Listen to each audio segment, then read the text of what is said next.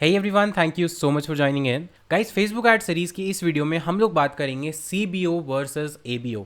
अगर आप Facebook ads चलाते हैं या थोड़ा भी जानते हैं तो आपको पता होगा कि फेसबुक एड्स मैनेजर के अंदर जब आप कैंपेन क्रिएट करते हैं तो दो तरह से आप बजट अलोकेट कर सकते हैं। एक है कैंपेन लेवल पे और सेकंड है एडसेट लेवल पे। जब आप कैंपेन लेवल पे बजट अलोकेट करते हैं तो उसको बोलते हैं campaign budget optimisation, that is CBO। और अगर आप एडसेट लेवल पे बजट अलोकेट करते हैं तो उसको बोलते हैं ad set budget optimisation, that is ABO।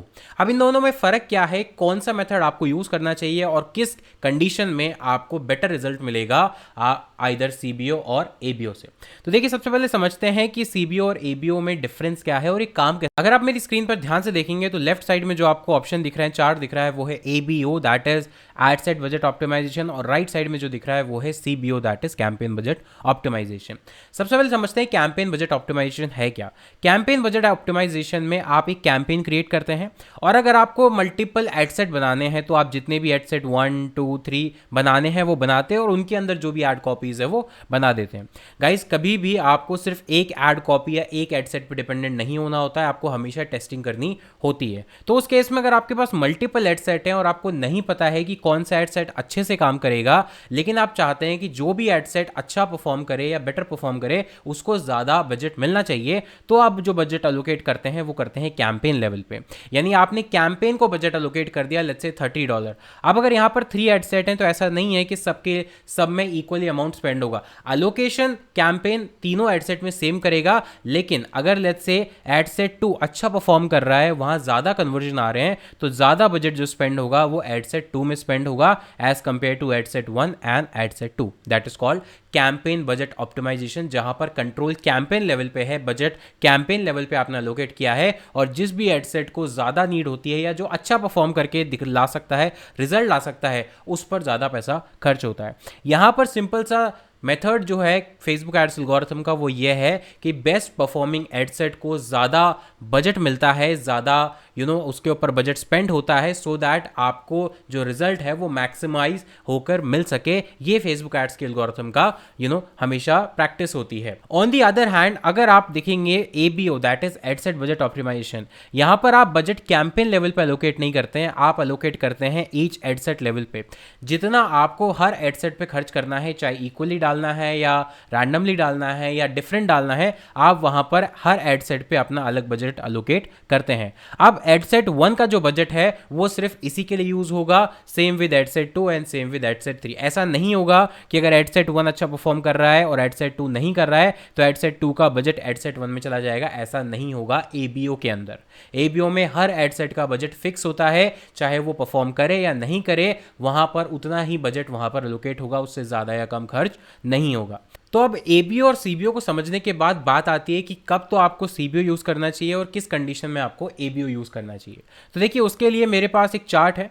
अगर आप यहाँ देखेंगे ABO वर्सेस CBO, ABO का जो एडवांटेजेस हैं या कब आप को यूज़ कर सकते हैं, आपको क्या फ़ायदा मिलेगा।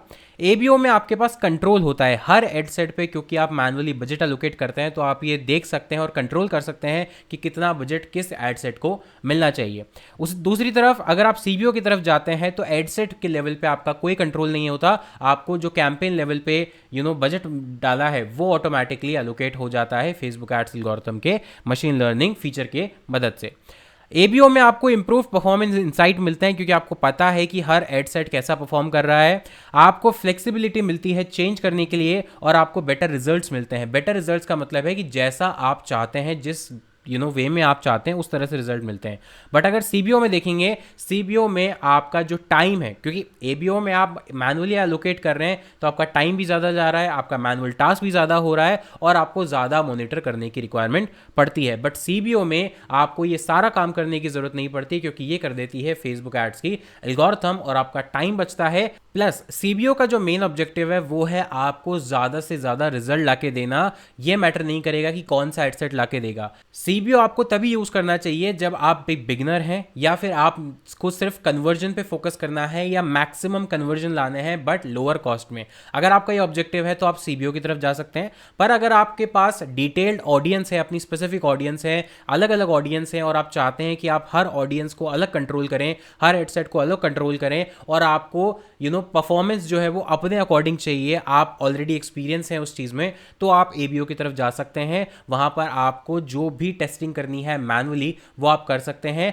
उस केस में आपका जो रिजल्ट है वो आप कंट्रोल कर सकते हैं, जैसे कि कॉस्ट पर क्लिक या बाकी चीज़ें, ऑप्टिमाइजेशन, ये सारी चीज़ें आप कंट्रोल कर सकते हैं एबीओ के अंदर। लेकिन सीबीओ में आपका जो कंट्रोल है वो थोड़ा कम होता है। तो अगर आप एक बिगनर हैं, आपको ज़्यादा कन्वर्जन चाहिए और आपको लोअर रेट रखनी है कि कम से कम कॉस्ट में हमें ज़्यादा से ज़्यादा कन्वर्जन मिले, तो आप सीबीओ की तरफ जाइए। ऑन दी अदर हैंड अगर आप एबीओ की तरफ जाते हैं तो आप अपनी परफॉर्मेंस, अपने एड सेट सबको मैनुअली कंट्रोल कर सकते हैं और रिजल्ट को भी आप अपने अकॉर्डिंग मोल्ड कर सकते हैं। तो गाइज उम्मीद करता हूं कि आपको एबीओ वर्सेस सीबीओ में डिफरेंस समझ में आया होगा, कब कौन सा यूज करना है, दोनों के क्या प्रोज एंड कॉन्स हैं और कौन सा आपको बेटर रिजल्ट किस कंडीशन में दे सकता है। तो गाइज इस वीडियो के लिए इतना ही, मिलता हूं आपसे नेक्स्ट वीडियो में, तब तक के लिए take care, thank you so much, have a nice day.